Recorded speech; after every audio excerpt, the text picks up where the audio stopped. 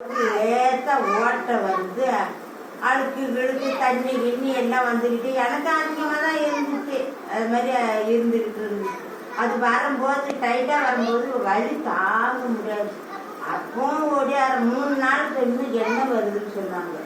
போய் பாருங்க ஓடியாந்தேரு இப்படிதான் கவிச்சோட ஓடியாந்தேரு சரியா எனக்கு வயிற்று பற்றின வலி தாங்க முடியல.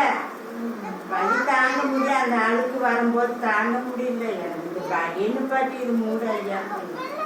உடனே ஆண்டவரே நல்லா மூடிட்டாரு.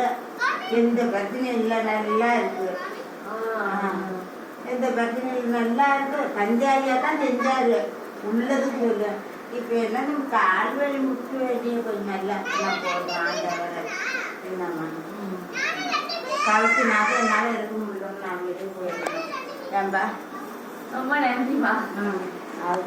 அவங்க இன்னைக்கு உங்களை கூப்பிட்டுருக்காங்க. ஏன்னா நிறைய வாட்டி நான் எல்லாருக்கிட்டையுமே நான் சொல்றேன். ஆனா நீங்க இந்த இடத்துல நிக்கல.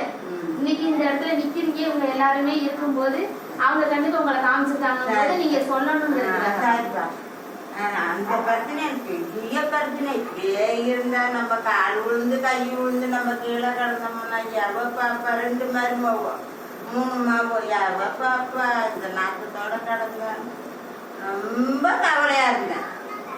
பெரிய கவலையா இருந்தேன். 5 வருஷமா அந்த அழுக்கு வந்துக்கிட்டே தான் இருந்துச்சு. ஐயாவே ரொம்ப நம்பிக்கையா இருக்கிறேன். இன்னும் ஒரு 2 பிரச்சனை. எனக்கு காலு நல்லா போகணும். என் பேத்திய கல்யாணம் பண்ணி கொடுத்து 1.5 வருஷம் ஆகுது. சீக்கிரம் கண்டிப்பா வேற பேத்திய நான் பார்க்கணும். சட்டுன்னு பார்க்கணும்னு ஒரு ஆசை. அது நிறைவேற்றிட்டாருன்னா எனக்கு போதும்.